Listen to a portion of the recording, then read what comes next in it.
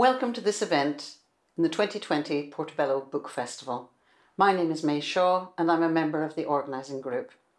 The festival is organised annually by a local group of enthusiastic readers and writers in conjunction with and in support of the local public library.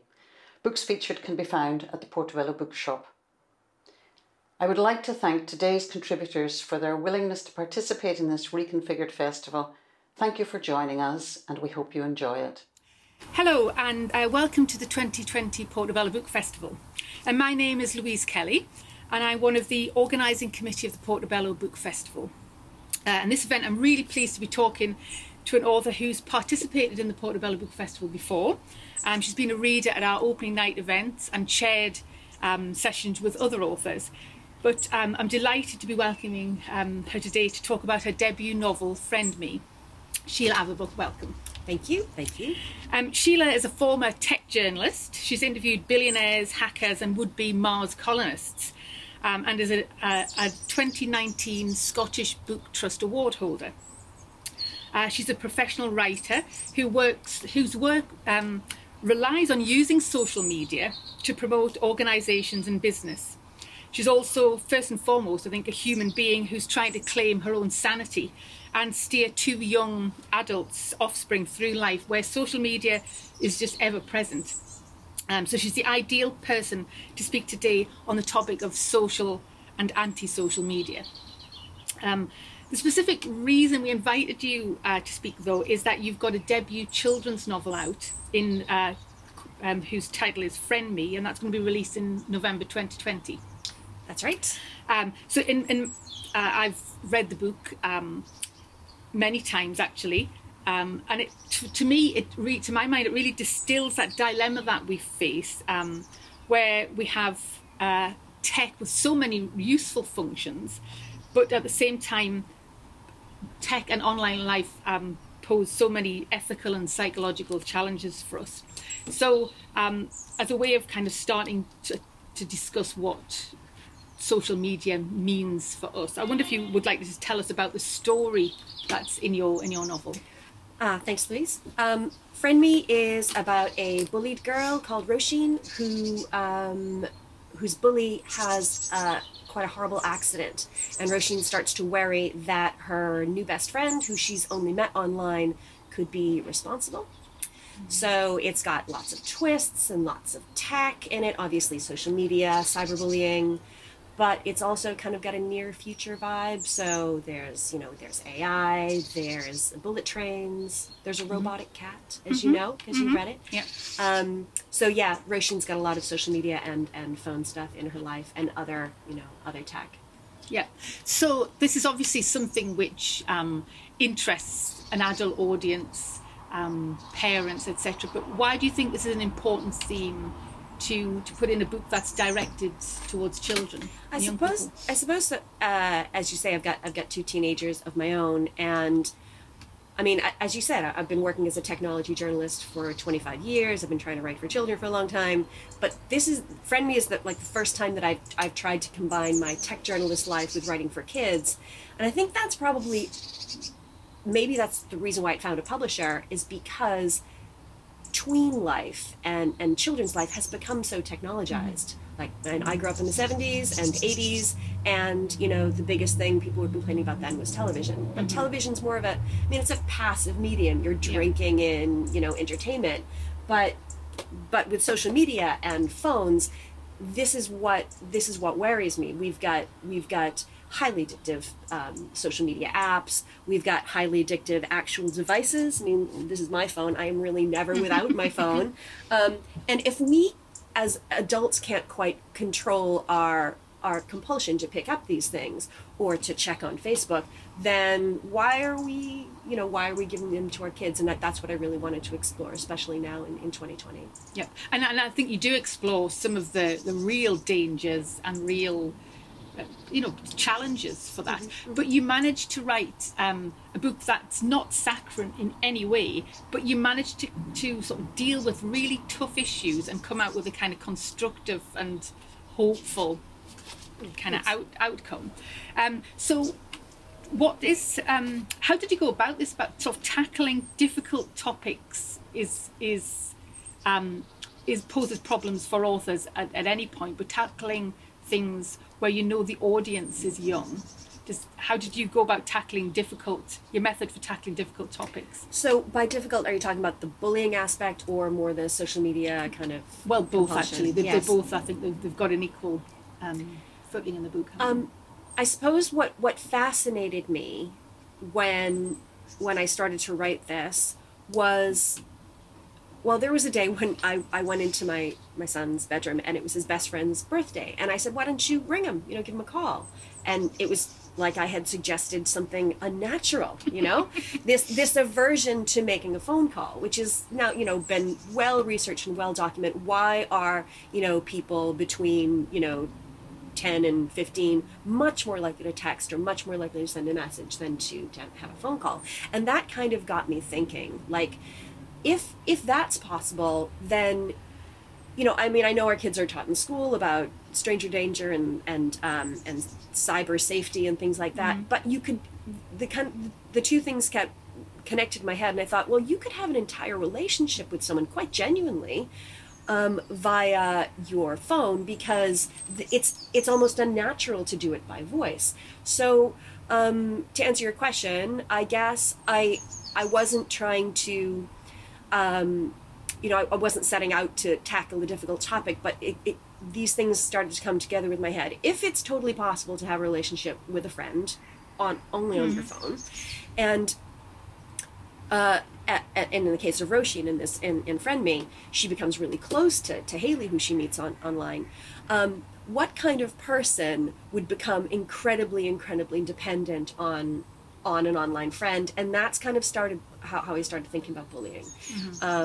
And I mean, bullying has always been a problem, of course, for kids, but something like 8 in 10 people who are bullied, they still never say anything. And I just wanted to explore what that would be like, a girl who's really badly bullied but has found a real lifeline via social media with a friend who really does care and really does understand. So, it cuts both ways. Can you find community through social media? I mean, that's been my experience. I don't know about you. That was one of the things I was really, I thought really came across in the book, this idea about the reason why the young girl in the story is so susceptible to think the things that befall her is that she's really hungry for human contact, actually, and human connection, and that's what that's what brings that out. So what was it? What did you like about writing about the human connections in the book? So that there are good and bad friendships in there, but what was it that intrigued you about? If we're going to do a reading, that's a part that I'm probably going to read. I guess what I wanted to explore was, as I was saying there a minute ago, a lot of people end up not saying anything about being bullied if they are. But I wanted to show Roisin and the humans in her life. They keep missing each other. Roisin wants to talk about the fact that she's receiving these horrible DMs every day from this girl Zara at school who's targeted. Roisin, I might not have mentioned that Roisin is from Ireland, but she moves to America, and her points of difference are what Zara kind of homes in on. But it could be anything. Roisin is definitely the outsider, and I wanted to show that when Roisin wants to try to talk to the humans in her life and have that connection, it just doesn't work. Right up to the fact that their family cat is a machine. They don't even have a pet that she can, that she can go and hug. So I wanted to show that her human relationships don't quite add up, and she spends a lot of the book missing or misunderstanding the humans who are trying to help her. And although she cares about Haley and Haley cares about her, it's only ever a technology mediated relationship. They're not hanging out. Is this a good time to read that? Yes, I will. I should preface this by saying this looks at Roisin after she's had another bad day at school, being bullied. She's also just been to the shops and picked up something for dinner. And sadly, as she was walking home, the top popped off this container of homemade beef stew she got from the supermarket, and it's run down the back of her bare legs. And unfortunately, the mean girls were walking behind her when she had this gravy going down the back of her legs. So, and you can imagine what that looked like. So she gets home and she's in floods of tears, and she's about to try to tell Michael, her brother, what happened. So See, I tell him everything. About Zara's picture of me and the pole, and me threatening to rip Zara's head off, and Mum's card not working at Whole Foods, and the hoodie prank, and Lily being nice, but I didn't realize it. It's the hugest relief, like the misery is pouring out of me and away, until I get to the part about the diarrhea gravy. Michael's explosive laugh echoes off the walls. Diarrhea gravy! That is hilarious. I don't say anything. My chest feels like he's stomped on it. He tries to clamp his lips together, but creases into giggles again. Come on, it's funny. I throw on the tap to wash my face. It's swollen with tears. Michael makes "what is the big deal?" eyebrows at me in the mirror. This is serious. Fury sticks the words in my throat. Michael lets out a pff. It's really not. Everything you said there, it's petty stuff. Except threatening to rip someone's head off. Did you really? The rage feels like a monster trying to claw its way out of me. Forget it. I shove the seeping Whole Foods bag at him. Michael moans but finally takes the bag. Whoever doesn't shop has to fix dinner. Mum's train gets her home too late to do anything but eat, though never quite in time to sit down with us, because the lab needs her more than we do, apparently. I mean it, Michael called as I stomped to my room. You've got to laugh it off, Ro. Maybe be a little less hostile. I blast him a look. He raises "don't shoot" hands. Just an idea. I collapse onto my bed. In Ireland, maybe I could have laughed it off. But it's like I can't breathe here. I roll over and stifle a scream. A bundle of fur nestles at the end of my bed, its purr rumbling. Not a real cat, that'd be too normal.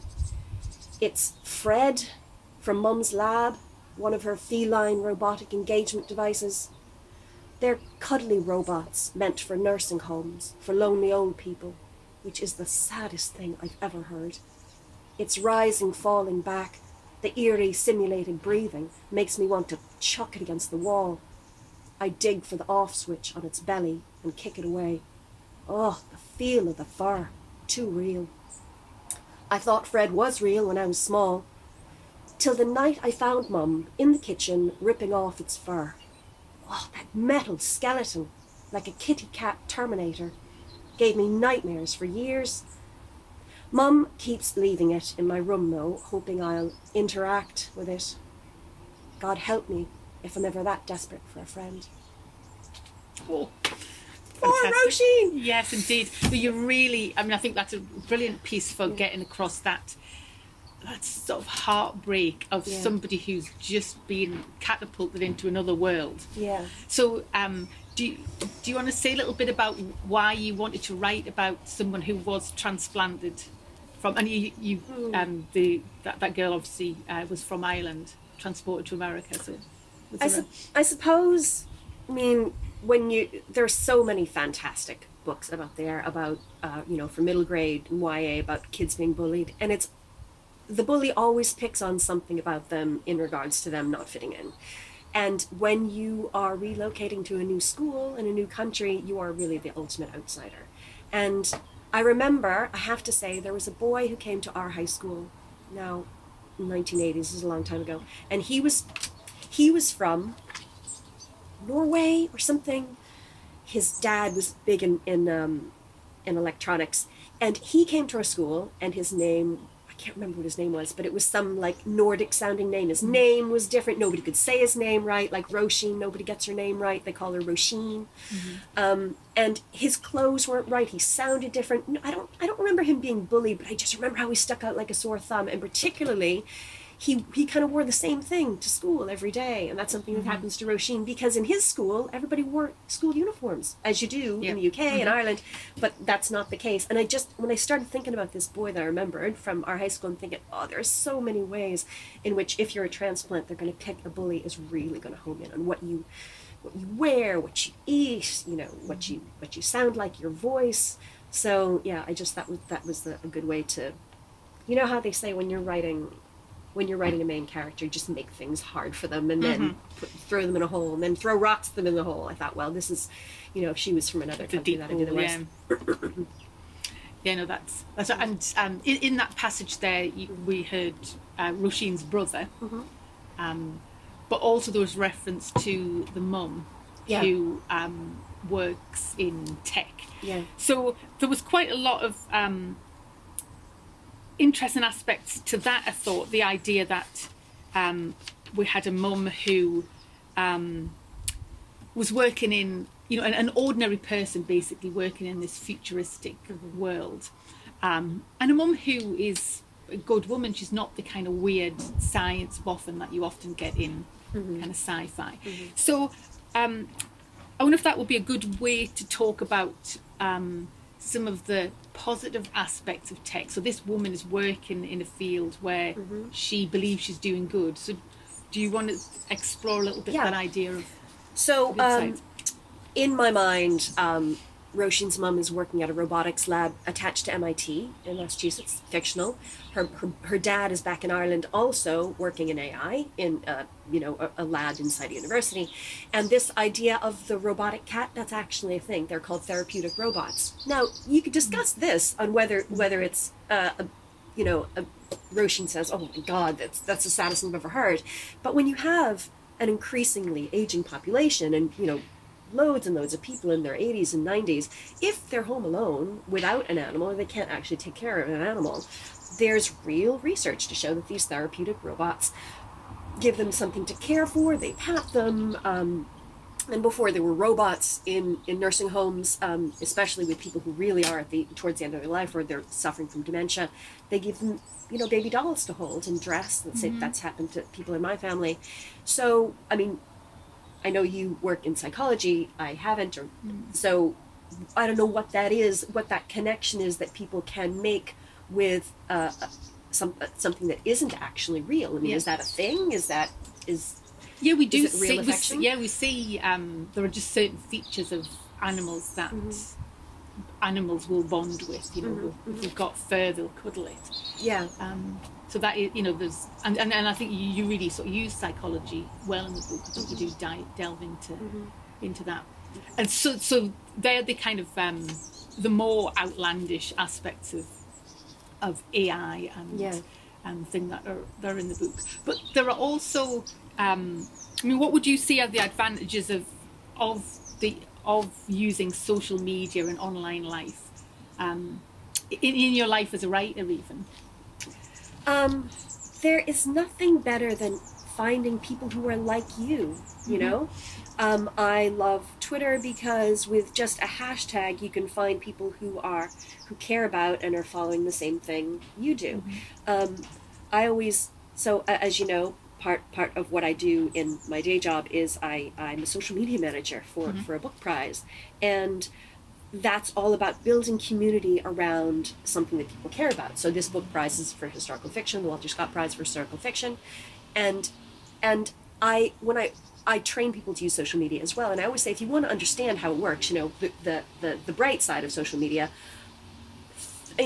choose a hobby that you're passionate about. It could be garden, it could be, sea kayaking, or whatever, and just delve in and find a hashtag that people in that area follow, and you'll find your community. And it's wonderful. Even if you were the only person who enjoys sea kayaking in your part of the world, you could find, 400 people who love it, and then you found a tribe. And that, I think that's wonderful. I mean, let's say you know what book lovers are like. Let's say you've read a fantastic historical novel and you want to talk to other people about it. You just go on Instagram and you find hashtag, the Narrow Land, and you find everybody talking about Christine Dwyer Hickey's novel. So you can make those connections in even though you are what they call the long tail. Maybe there's only 800 of you in the world who care about, I don't know, classical ukulele or something. It doesn't matter. You can connect with people, and the technology makes that possible. But, then there's the other side of that. There's people piling on to nasty hashtags and saying horrible things. But I would, even at writing a book like this, I would not say that I'm ever going to give up social media, because I feel that I can take the good from it and be in control of it. but it's all about putting controls in yourself, isn't it? Right. Yeah, no, I was going to say, because Sheila and I actually met online. Yeah. And we became part of a writing community. So we have definitely seen the benefits, but you've mentioned this idea of taking control of it. Do you think, I mean, do you have any strategies that you think are generally useful for that? I say to myself, you know, we don't check Instagram after 10 p.m. You know, we don't check Instagram before 8 a.m. Even though my blurry brain will say that to me when I wake up. I say, no, I don't do that. I don't do that. Like it's as if it's like a household rule. Now, my kids have rules around their technology that we enforce, even though they are teenagers and it's hard to enforce them. But I try to give myself certain moratoriums on times of day. I also I tried to use, although I didn't feel I really needed, kind of the timer function that's inside Instagram now. It allows you to say, like, track how much time you spend in the app and allows you to lock yourself out of it if you want. But don't you have to wonder why the app makers are putting these, you know, safety switches on these apps? I don't know. You do wonder about it. Do you have techniques that you use to control your usage? Similar things, kind of like removing and making it more difficult for me to use them. So I've recently deleted social media apps from my phone, and I only look at that on my computer now. But every time I try and have a strategy to make the social media work for me rather than me work for it, it always reminds me of having to think about how much wine I might want to consume, or how much chocolate. Or anything that's got that kind of addictive quality. Substances. Yes. Addictive substances. Yes. I know. Yes. So and I think that's maybe what we're not good, you know, we haven't been good at recognizing. This is what fascinates me. And this, I wanted to explore this in Friend Me. What interests me is we don't know where social media and technology and mobile phone, the most personal of personal electronics. I keep looking at my phone over here. My phone. I mean, it is so personal. It's in your hand. It's warm. It's, you know, you can look at it and not, you know, feel like, oh, I'm not really looking at my phone. But we don't know where these technologies are headed. These are untested, highly addictive technologies, and they're being tested on this generation of children. And by this generation, I mean only since maybe 2007, maybe let's say the last 13, 14 years. So the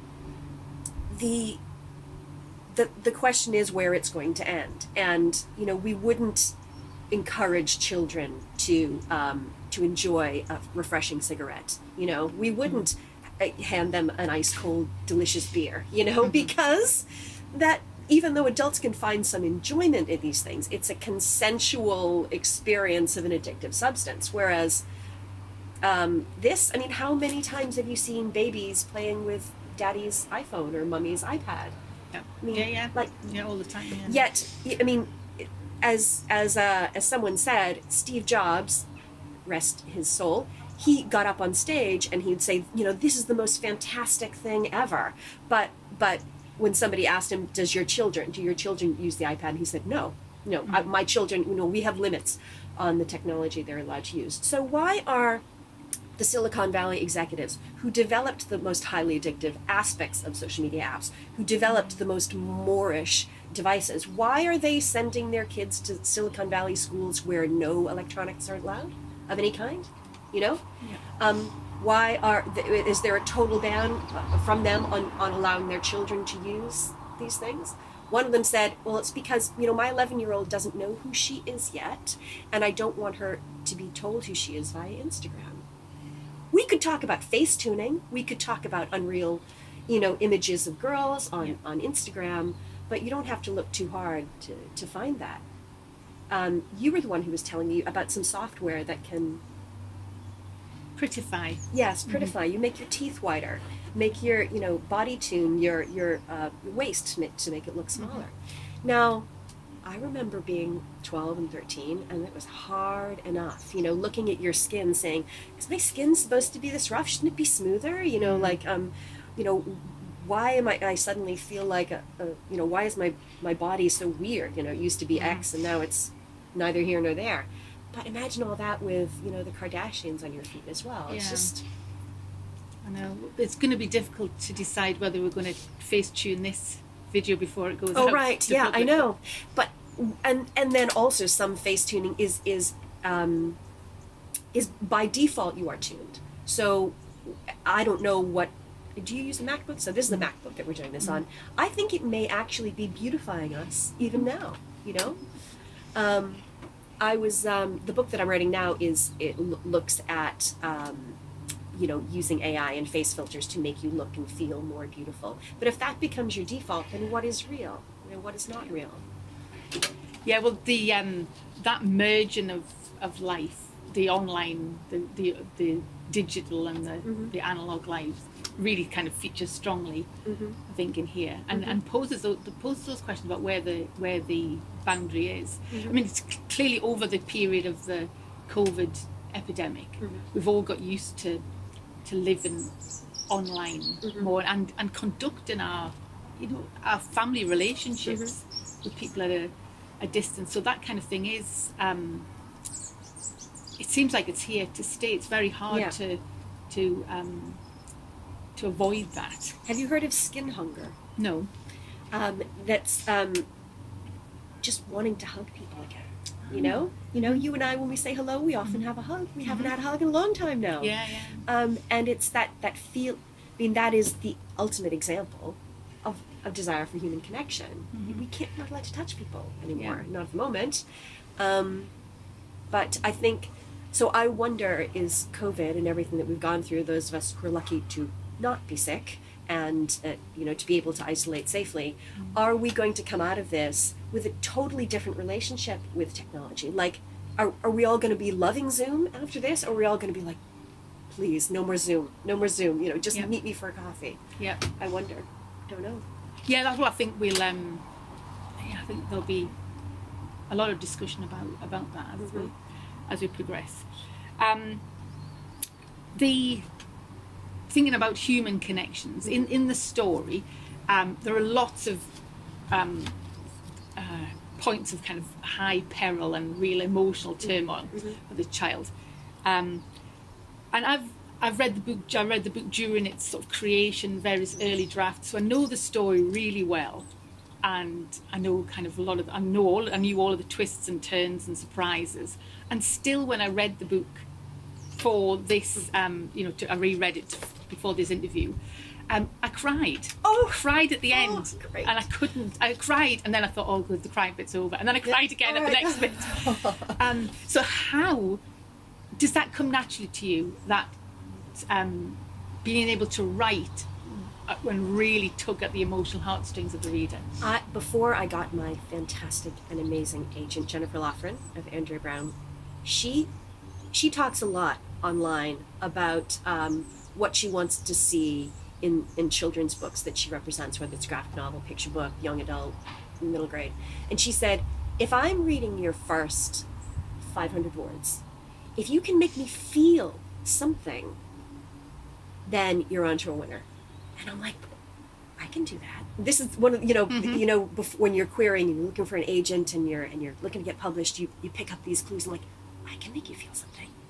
And I suppose that I had experience in this partly because I worked as an actor, professional actor, for 2 years. I became switched on to drama when I was in my late teens in university.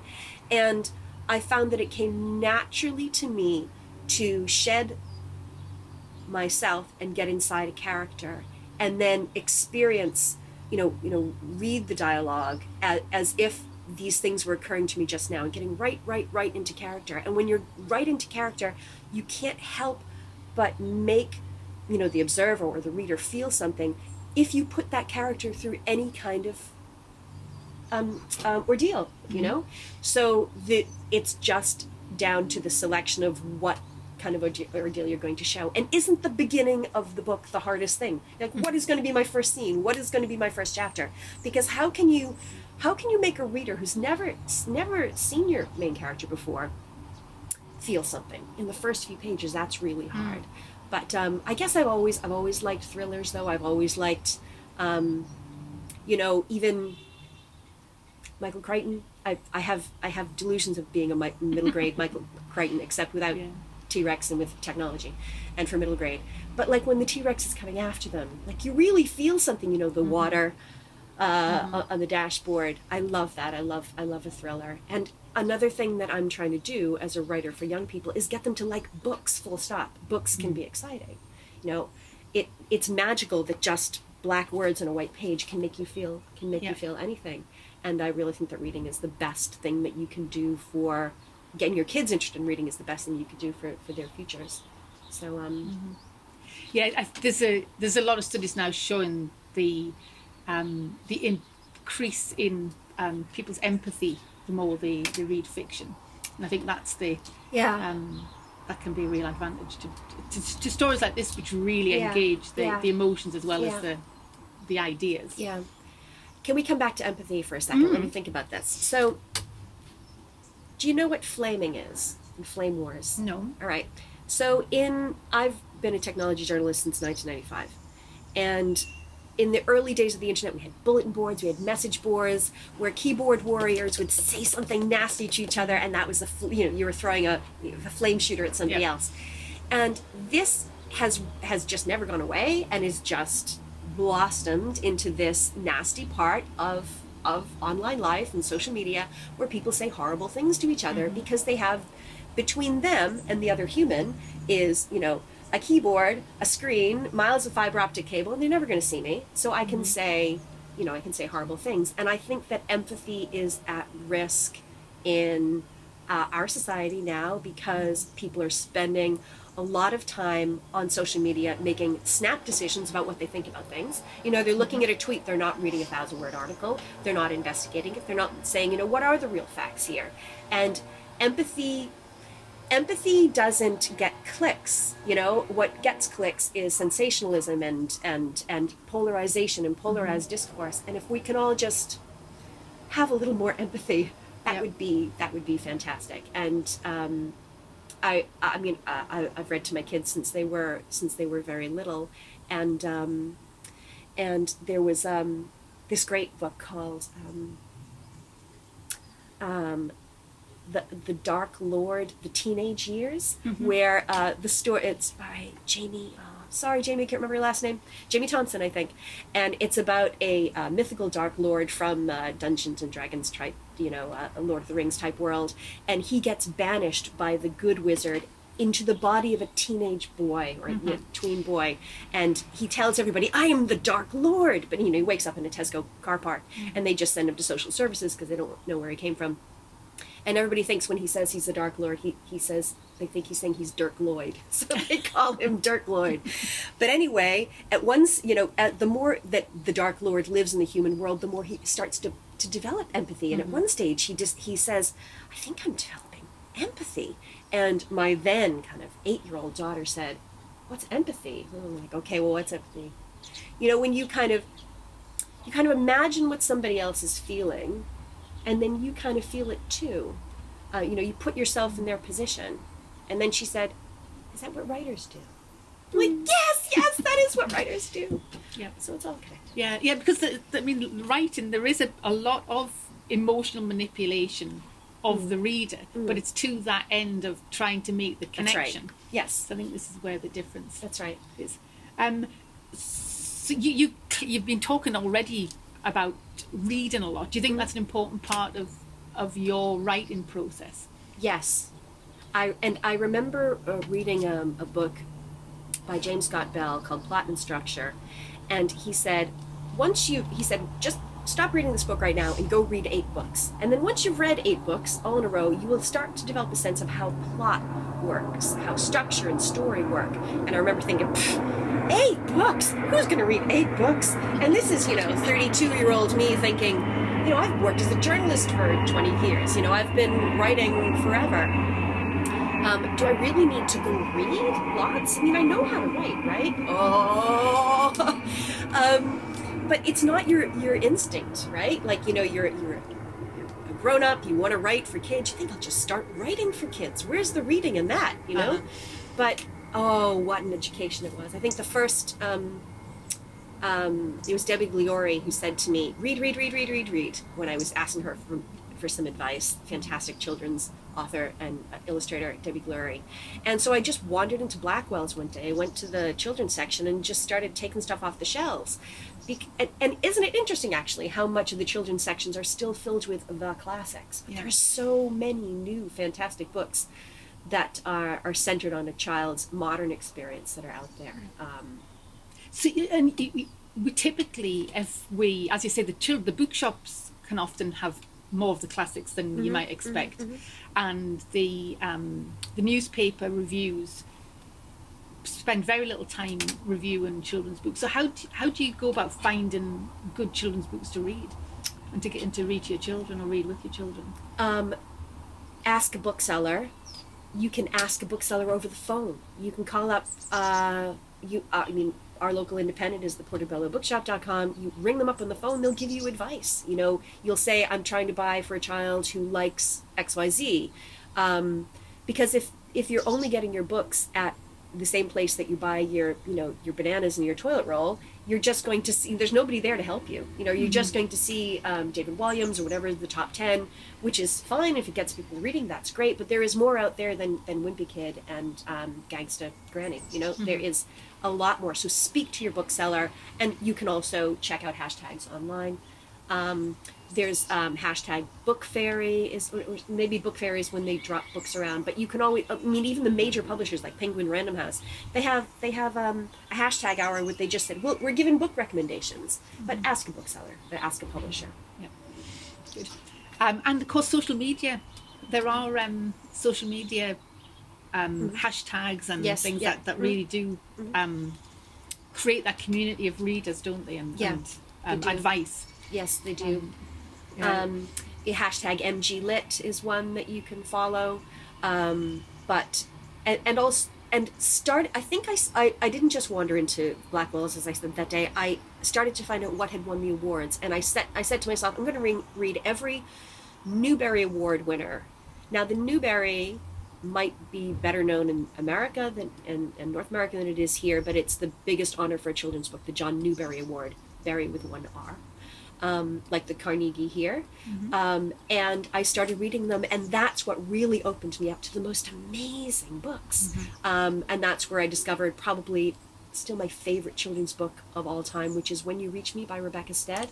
And, you know, that's very twisty and has surprises in it and has a slight sci-fi bent. And maybe that one just really resonated with me. But if you start with the awards, you can't go wrong. Is there anything about this book which I haven't asked you about, which you want to tell us? It's got so many great themes, so many great messages in it. I guess it's not a specific thing that we haven't mentioned, apart from the fact that it's available for pre-order right now. It publishes on November 10th, and you can pre-order it anywhere you like. But the thing that I really loved is that writing this book let me go home again, because I'm from Massachusetts, and half the book is set in Massachusetts in a kind of a fictional kind of 19th century type village, and then the other half is set in Maine, in Old Orchard Beach, where I had not been since 1984. Wow. Since my then middle school friend brought me up there to her parents, because her parents had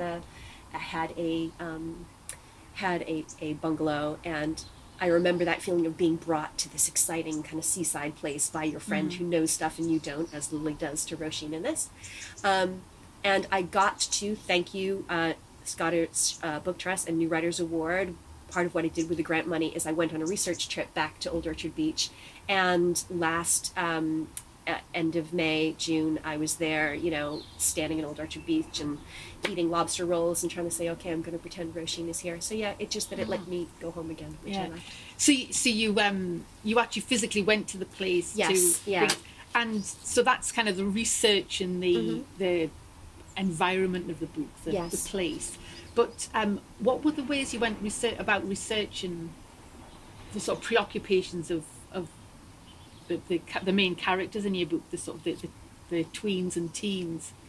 I suppose, like, well, as you said, her mom and dad both work in robotics and AI, and kind of that's my day job anyway. So, and a lot of the tech that Roisin and Lily, who you'll meet, come into contact with, a lot of this, palm print recognition, facial recognition, this is stuff I'm writing about all the time in my day job as a tech writer.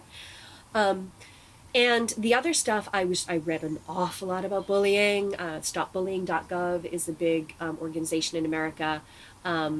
I looked at what kids are going through when they're experiencing bullying and speaking up or not speaking up. And Japanese America was a big source of fascination for me, because the girl Lily Tanaka, who you haven't met yet, she's Japanese American, and she's got a backstory that kind of comes into it, but I wanted to go deep into that to make sure I was, because I'm not Japanese American, and I wanted to see what Lily's experience of being America would be. That is something that is interesting to me, is that Haley assumes that Lily, has it made because Lily's wealthy and she's, got this vacation house up on the beach in Maine, but Lily's family has that heritage of having been among the Japanese Americans who were interned during World War II. And Lily has, and Roisin has no idea about that. And that's something that the book touches on, is how we kind of erase or we forget about history. Did you see that thing online that something like the majority of American students have no idea that 6 million Jews died during World War II? Like, are we just forgetting everything that went before?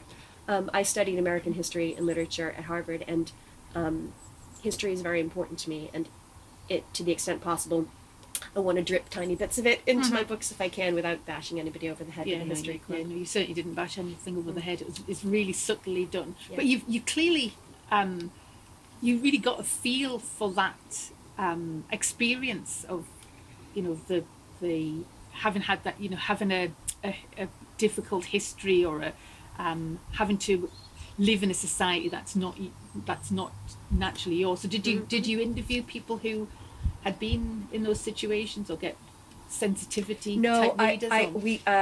We have a mutual friend who's a member of SCBWI, the Society of Children's Book Writers and Illustrators, and she was born in Japan and raised in America, and she read the whole thing for me and gave me some absolutely invaluable advice. Don't do that, she said. Do this. Don't do that. Do this. Yes, it's okay. Here's where you will be going wrong if you do that. So I would have really, thank you, Aurora, I would have really embarrassed myself if I had put some of that stuff in there. So Aurora was a lifesaver in that way. And the interesting thing is that Lily's mom in this book is white but born in Japan. So that's not very usual, though it does happen. So I did end up reading and researching an awful lot about people who are born in Japan, but they are not ethnically Japanese and they're white, or they're mixed race, and what that's like to be in a culture that's quite overwhelmingly one race, traditional ethnically Japanese, but you are not. And that's a way in which Lily and Roisin connect, because they're both, they've both been outsiders. So, yeah. Yeah, no, that's fantastic. Well, I'm afraid we're running out of time. But really, thank you very much for joining us. So it's always a great pleasure to chat to you. And it's been great getting some insights into your writing process, as well as the story, and how you've gone about crafting a really an exciting but packed with lots of different themes and information. It's really great. Thank you so much. And if you're interested in getting hold of Sheila's book, Friend Me, there's a link to the Portobello Bookshop on the Portobello Book Festival website, and there's also a link there to Sheila's own websites, where you can find out more about Sheila's writing and this book in particular. So thank you very much. Thank you so much, Louise. Thank you for having me. Thank you.